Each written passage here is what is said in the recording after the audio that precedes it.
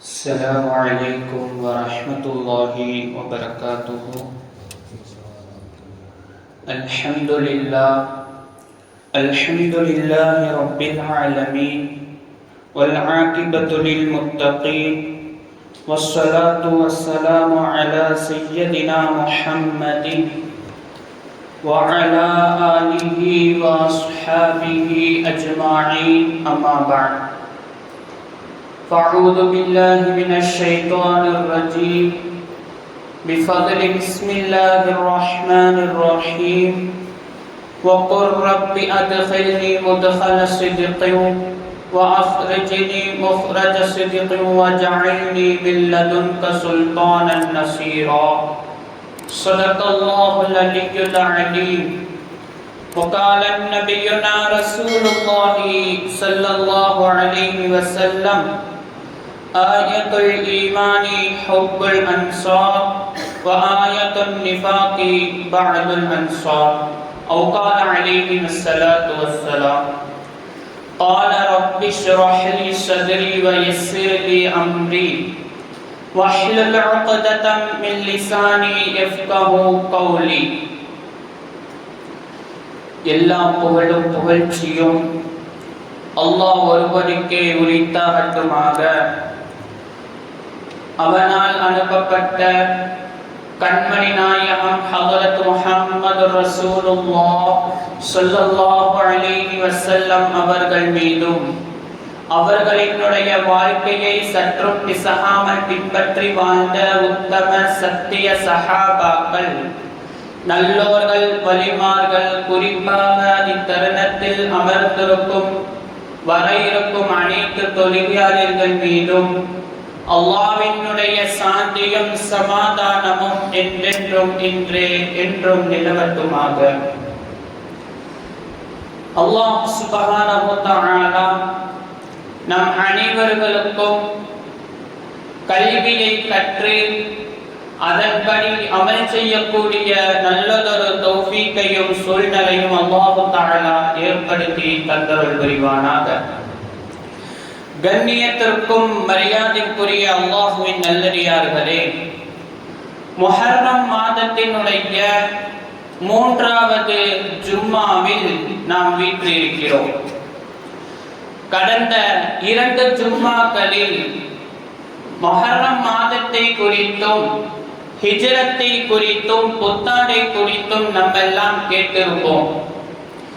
எதை கேட்டோமோ அதன்படி மௌத்து வரைக்கும் அமல் செய்யக்கூடிய நல்லதொரு தௌஃபீக்கை நம் அனைவர்களுக்கும் அல்லாஹ் தஆலா தந்தருள் புரிவானாக. ரசூலுல்லாஹி ஸல்லல்லாஹு அலைஹி வஸல்லம் அவர்கள் தான் பிறந்த மண்ணை விட்டு வாழ்க்கையை தேடி, வாழ்வாதாரத்தை தேடி அல்லாஹ்வினுடைய உத்தரவுக்கு இணங்க மதீனாவை நோக்கி வந்தார்கள். வந்த பெருமானார் ரசூலுல்லாஹி ஸல்லல்லாஹு அலைஹி வஸல்லம் அவர்கள் எப்படி இவ்வளவு தூரம் கியாமத் நாள் வரைக்கும் இஸ்லாம் பரவுவதற்கு மிகவும் உறுதுணையாக இருந்தவர்கள் தான் மதீனாவாசிகள். பெருமானார் ரசூலுல்லாஹி ஸல்லல்லாஹு அலைஹி வஸல்லம் அவர்கள் மதீனாவிற்கு வந்தவுடன் மிகவும் முக்கியமான 2 விஷயங்களை செய்தார்கள். முதல் விஷயம், முஹாஜிரின்களுக்கும் அன்சாரி சஹாபிகளுக்கும் இணக்கத்தை உண்டாக்கினார்கள். எதுவாக இருந்தாலும் சரி சமம் என்கின்ற ஒரு இணக்கத்தை உண்டாக்கினார்கள். சொத்துக்கள் இருந்தால் பாதியை முஹாஜிரின்களுக்கு கொடுக்க வேண்டும். 2 மனைவிகள் இருந்தால் ஒன்றை தலாக் செய்து முஹாஜிரின்களுக்கு கொடுக்க வேண்டும். உங்களிடம் என்னவெல்லாம் இருக்கிறதோ எல்லாத்தையும் இழந்து வந்த முஹாஜிரின்களுக்கு நீங்கள் கொடுக்க வேண்டும் என்பதாக ரசூலுல்லாஹி ஸல்லல்லாஹு அலைஹி வஸல்லம் அவர்கள் ஒரு இணக்கத்தை உண்டாக்கினார்கள். இரண்டாவதாக, அழகான வந்தவுடன் அவர்களுக்கென்று வீடு கூடி தேர்ந்தெடுக்காமல் மஸ்ஜிது கட்டுவதற்காக வீட்டை ஒரு இடத்தை தேர்ந்தெடுத்தார்கள். அழகான ஒரு மஸ்ஜிதை ஒன்று ஊருக்குள் வந்தவுடன் பெருமானார் ரசூலுல்லாஹி ஸல்லல்லாஹு அலைஹி வஸல்லம் அவர்கள் கட்டினார்கள். வெறும் இறைவனை வணங்குவதற்கு மட்டும் இல்லாமல் அனைத்துக்கும் அந்த மஸ்ஜிதை பெருமானார் ரசூலுல்லாஹி ஸல்லல்லாஹு அலைஹி வஸல்லம் அவர்கள் பயன்படுத்தினார்கள். போர்களில் காயமற்றவர்களுக்கு சிகிச்சை செய்யக்கூடிய மருத்துவமனையாகவும், அரசியலினுடைய எல்லா விதமான முக்கியமான முடிவுகளை எடுப்பதற்கான தலைமைச் செயலகமாகவும், இன்னும் ஒருபடி சொல்ல போனால் இன்னை வரைக்கும் இல்லை கியாமத்து நாள் வரைக்கும் அல்லாஹ்வினுடைய ரசூல் பெயர் சொல்வதற்காக அஸ்ஹாபு சுஃபா என்கின்ற ஒரு மதரசாவை பெருமானார் ரசூலுல்லாஹி ஸல்லல்லாஹு அலைஹி வஸல்லம் அவர்கள் ஆரம்பித்தார்கள். ஆரம்பத்தில் மட்டும் இல்லாமல் கல்வியினுடைய தாகத்தை சஹாபாக்களுக்கு ஊட்டினார்கள். எந்த அளவுக்கு என்று சொன்னால் பெருமானார் ரசூலுல்லாஹி ஸல்லல்லாஹு அலைஹி வஸல்லம் அவர்கள் மரணத்திற்கு பின்னாலும் அந்த அஸ்ஹாபி சுஃபாவில் இருந்த சஹாபாக்கள் அவர்களினுடைய மரணம் வரைக்கும் கல்வியை தேடிக்கொண்டே இருந்தார்கள் என்றால் பெருமானார் ரசூலுல்லாஹி ஸல்லல்லாஹு அலைஹி வஸல்லம் அவர்கள் எந்த அளவுக்கு அஸ்ஹாபி சுஃபாவில் உள்ளவர்களுக்கு கல்வியை போதித்திருப்பார்கள், அதனுடைய ஆர்வத்தை ஊட்டியிருப்பார்கள். ஜாபர் ரலியல்லாஹு தஆலா அவர்கள் பெருமானாரினுடைய மரணத்திற்கு பின்னால் அவர்களுக்கு ஒரு ஹதீஸ் ஒன்று தேவைப்படுகிறது. அதை தெரிந்திருக்க வேண்டும் என்கின்ற ஒரு ஆசை இருக்கிறது. ஆனால் அந்த ஹதீஸை தெரிந்த ஒரு சஹாபி எகிப்து தேசத்தில் இருக்கிறார். ஜாபர் ரலியல்லாஹு தஆலா அவர்கள் என்ன செய்தார்கள் என்றால் எகிப்திற்கு சென்றார்கள். மதீனாவில் இருந்து எகிப்து தேசம் என்பது மிகவும் அதிகமான தூரமாக இருந்தது. இருந்தாலும் அந்த கல்வியினுடைய தாகம் அவர்களை இருக்க விடவில்லை, மதீனாவில் இருக்க விடவில்லை. அந்த ஒரு ஹதீஸுக்காக வேண்டி எகிப்து வரையும் சென்றார்கள். சென்ற ஜாபர் ரலியல்லாஹு தஆலா அவர்கள் அந்த சஹாபியை எகிப்தில் பார்க்கிறார்கள். பார்த்து கேட்டார்கள், எதற்காக நீங்கள் இங்கு வந்திருக்கிறீர்கள்? ஜாபர் ரலியல்லாஹு தஆலா அவர்கள் சொன்னார்கள், பெருமானார் உன்னிடத்தில் மறுமை நாளை குறித்து அதில் நடக்கக்கூடிய விஷயங்களை குறித்து உங்களிடம் ஒரு ஹதீஸை சொன்னார்கள். அந்த ஹதீஸுக்கு எனக்கு விளக்கம் வேண்டும் என்பதாக சொல்கிற பொழுது அந்த சஹாபி அழகாக சொன்னார், இந்த குட்டி ஹதீஸுக்காக வேண்டியா நீங்கள் இவ்வளவு தூரம் வந்தீர்கள் என்பதாக கேட்பார்கள். ஆம், இந்த ஹதீஸை தெரிந்து கொள்வதற்காகத்தான் நான் மதீனாவில் இருந்து வந்திருக்கிறேன் என்று கேட்டு அந்த ஹதீஸினுடைய முழு விளக்கத்தையும் கற்று திரும்பி செல்வார்கள் என்று வரலாறு சொல்லும். அன்பான முஃமின்களே, நாம் சற்று சிந்தித்து பார்க்க வேண்டும். நாம் ஒரு நாளைக்கு ஒரு முறையாவது நமக்கு தெரியாத ஒரு விஷயத்தை தெரிய வேண்டும் என்று ஆசைப்பட்டிருக்கிறோமா? ஏதோ இஸ்லாத்தை ஏற்றோம், இமாம் தொழுக வைக்கிறார், நாங்களும் தொழுகிறோம், இமாம் ருக்கு செய்கிறார், இமாம் சஜ்தா செய்கிறார், இதெல்லாம் நாங்களும் பின்னால் இருந்து செய்கிறோம் என்று மட்டுமில்லாமல் தொழுகையில் ஏதேனும் ஒரு சந்தேகம் வந்தால் நாம் ஏன் இப்படி செய்ய வேண்டும்? சப்போஸ் அல்ஹம் சூரா ஓதுவதற்கு மறந்து விட்டால் என்ன செய்ய வேண்டும்? தொழுகையினுடைய சட்டங்கள் எத்தனையோ நம்முடைய மார்க்கம் நமக்கு சொல்லி தந்திருக்கிறது அல்லவா? அதை நாம் எப்பயாவது ஒரு முறை கற்றுக்கொள்ள வேண்டும் என்கின்ற ஆசைப்பட்டிருக்கிறோமா? அதற்கான சூழ்நிலையை ஏற்படுத்தி நான் இந்த நேரத்தில் இந்த இடத்திற்கு நான் வருகிறேன், நீங்களும் வந்து எனக்கு சொல்லிக் கொடுங்கள் என்று சொல்லி இருக்கிறோமா? அருமையான முஃமின்களே, நாம் புரிந்து கொள்ள வேண்டும், நம்முடைய உண்மையான மார்க்கம் இஸ்லாம். அதில் இருக்கக்கூடிய விஷயங்களுக்கு தான் நாம் முன்னுரிமை தர வேண்டும். இந்த உலகம் வாழ்க்கை என்பது நம்முடைய மரணம் வரையும் மட்டும்தான். நம்முடைய ரூஹ் உடலிலிருந்து வெளியும் செல்லும் வரை மட்டும்தான். சென்று விட்டது என்று சொன்னால் நாம் இந்த உலகத்தில் சம்பாதிக்கக்கூடிய எதுவும் நமக்கு கை தராது.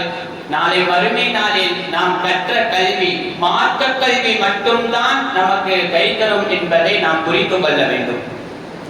அபூ ஹுரைரா ரலியல்லாஹு தஆலா அவர்கள் அஸ்ஹாபி சுஃபா என்கின்ற அந்த இடத்தில் இருந்து அமர்ந்து ஓதிக்கொண்டிருப்பார்கள். அப்போது அவர்கள் இப்படியும் அறிவிப்பார்கள், என்னுடன் இருக்கக்கூடியவர்கள் எல்லாம் விவசாயம் செய்யக்கூடியவர்களாக இருந்தார்கள், வியாபாரம் செய்யக்கூடியவர்களாக இருந்தார்கள். அவர்கள் அந்த விஷயத்தெல்லாம் போக நேரம் இருந்தால் பெருமானாரிடம் வந்து சந்தேகங்களை கேட்பார்கள். ஆனால் நான் மட்டும்தான், எனக்கு பசி எடுக்கும், இருந்தாலும் கல்வி வேண்டும் என்று ஒரு நொடி பொழுதும் கூட பெருமானாரை விட்டு பிரியாமல் என்னுடைய வாழ்நாள் முழுவதும் பெருமானார் இருக்கிற வரையிலும் நான் பெருமானாரிடம் உட்கார்ந்து கல்வியை கற்றேன் என்று அபூ ஹுரைரா ரலியல்லாஹு தஆலா அவர்கள் சொல்லுவார்கள். அன்பான முஃமின்களே, நாம் சற்று சிந்தித்து பார்க்க கடமைப்பட்டிருக்கின்றோம். இப்படியெல்லாம் சஹாபாக்கள் அவர்களினுடைய கல்வியை முன்னேற்றத்திற்கு பாடுபட்டார்கள். நாம் நம்முடைய கல்வி தெரிய வேண்டும், நாம் இந்த விஷயத்தை தெரிய வேண்டும் என்பதற்காக நாம் என்ன விஷயம் செய்கிறோம் என்பதை சற்று சிந்தித்து பாருங்கள், பார்ப்போம்.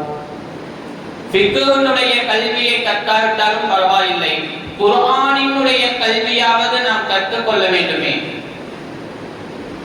நாம் ஒரு நாளைக்கு எத்தனை ஜுஸுக்கள் ஓதுகிறோம் என்பதை நாம் புரிந்து கொள்ள வேண்டுமே. சஹாபாக்கள் எல்லாம் அதிகமாக குர்ஆனினுடைய கல்வியை கற்க வேண்டும் என்கின்ற ஆர்வத்துடன் இருந்தார்கள். வலிமார்கள் எல்லாம் அவர்கள் உயர்வதற்கு மிகவும் முக்கியமான காரணம் குர்ஆன்.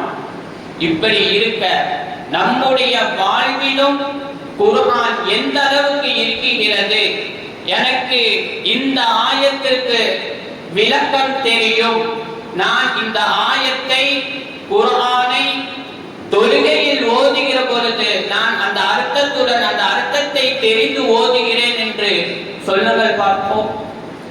ஏனென்றால் நமக்கு மிகவும் முக்கியமான ஒரு விஷயம் இதுதான். நாம் குர்ஆனை கற்க வேண்டும், நம்முடைய மரணம் வரைக்கும் அதன்படி அமல் செய்ய வேண்டும். இந்த ஒற்றை நோக்கத்திற்காக வேண்டிதான் நாம் வாழ்ந்து கொண்டிருக்கின்றோம். நம்முடைய கபருக்கும் நம்முடைய மறுமைக்கும், இந்த இரண்டுக்கும் மிகவும் முக்கியமானது நாம் குர்ஆனை கற்று அதன்படி அமல் செய்கிற பொழுதுதான் நம்முடைய வாழ்வில் எல்லா விதமான அபிவிருத்திகளும் வரும்.